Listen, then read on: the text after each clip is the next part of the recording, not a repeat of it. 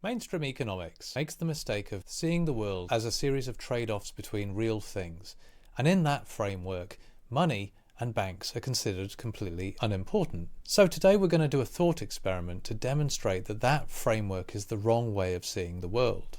So imagine that you and me and 100 other people move to a deserted island and we're going to set up a brand new economy from scratch. And on day one, we're standing around wondering what to eat.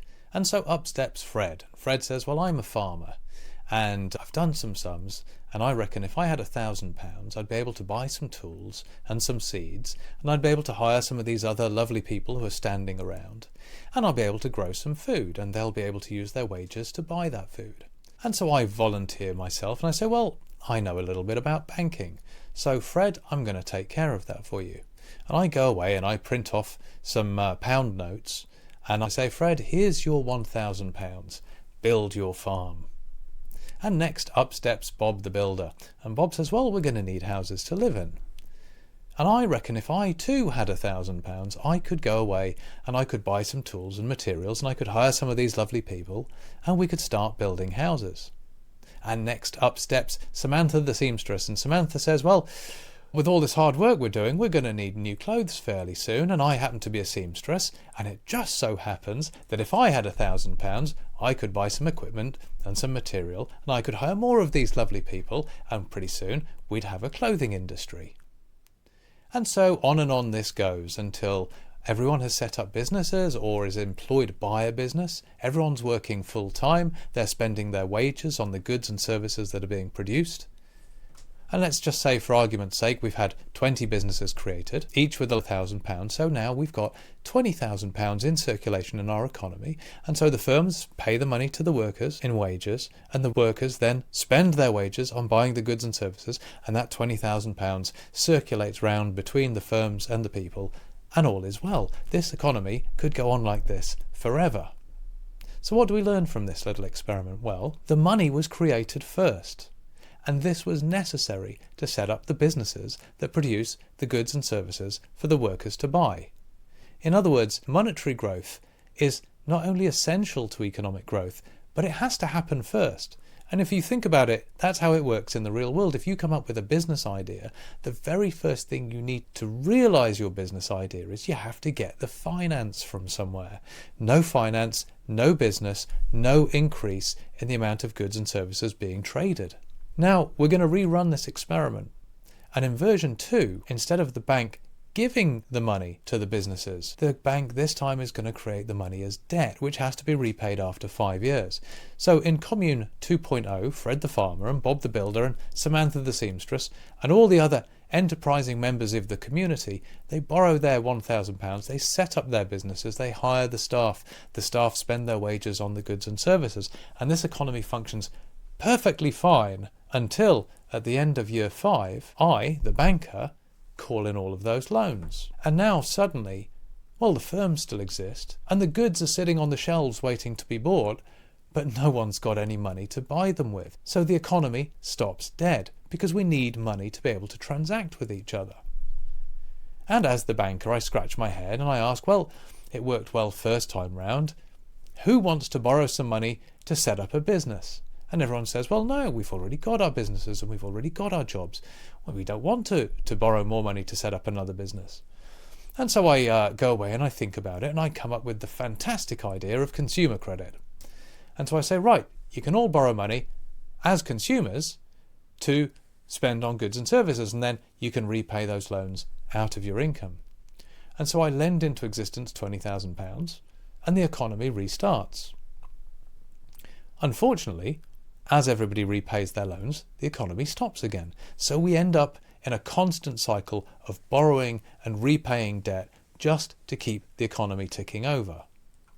And this could work forever too, but it creates a lot of paperwork. And so I decide, well, I need some staff to help me keep track of those loans, which means that I, the bank, need some revenue.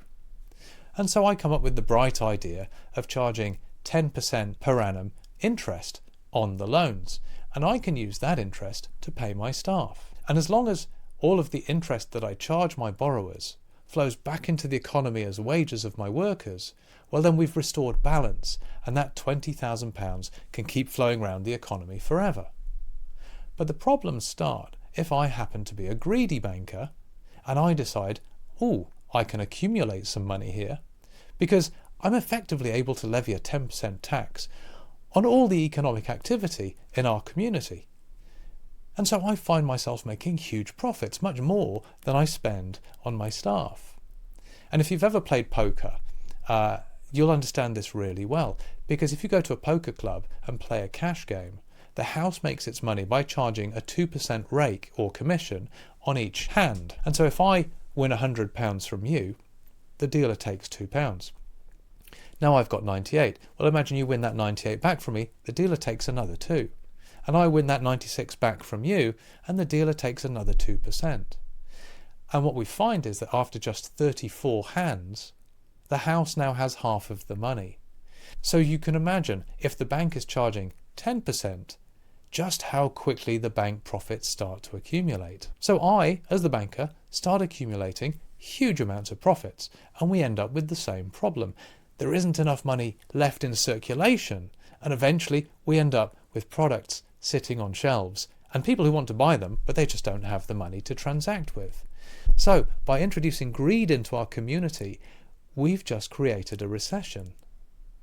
Now what's the solution? Well, either we could tax the rich banker and spend all of that money back into the economy and put it back into the hands of people who will spend it, or we could print up more money and distribute that to everyone, so that once again we've got £20,000 in circulation in the economy, and we allow the banker to keep his wealth. But this way at least the economy can restart. So what's the lesson? Well, if we allow the banker to create money as debt, and to charge interest on that debt, and to make a profit on that activity, then we will always end up with instability. But it's not just the banker. If anyone in this community starts hoarding money, then we end up in this situation. But debt is particularly problematic, because when you borrow money so that you can spend more today, if your income is fixed, it automatically means that you have to cut your spending tomorrow to repay that loan. And that is, in essence, a boom-bust cycle. However, when firms borrow to invest, they use that loan to create a new income stream, which can be used to repay the loan. Unlike consumers, firms don't have to cut their investment tomorrow to pay for their investment today. And this is why credit guidance as a policy creates stability, because lending to firms doesn't set up a boom-bust cycle in the way that lending to consumers does. Now, in the first part of this thought experiment, we separated money creation from debt completely, but a recession would still be possible in that scenario if we introduce money accumulation once more. And it's something that we also know as savings, and it's something that we all want, because you want to save a little bit of money out of your income today so that you can retire in the future and live off those savings rather than having to work till the day you die. So we need to have a system which can create enough money for trading, for the day-to-day circulation, but also enough for people to stash it away as savings. And ideally, it makes sense to have a system where that money doesn't keep disappearing every time we have to repay our loans to the banks. And this is why sovereign money is such a good idea, because it breaks the link between money and debt. It can accommodate both growth in the economy and savings for people to be able to retire without limit, and without the snapback in the money supply that's caused whenever we repay our debt collectively to the banks. I hope this thought experiment was interesting and helpful in visualizing how the money supply is important to the economy. And to understand more about the policies of credit guidance and sovereign money and how they could radically transform our economy, it's all in my book, Realonomics, which you can get at shepherdwalwyn.com. I'll put a link in the description down below. Thanks very much and have a great day.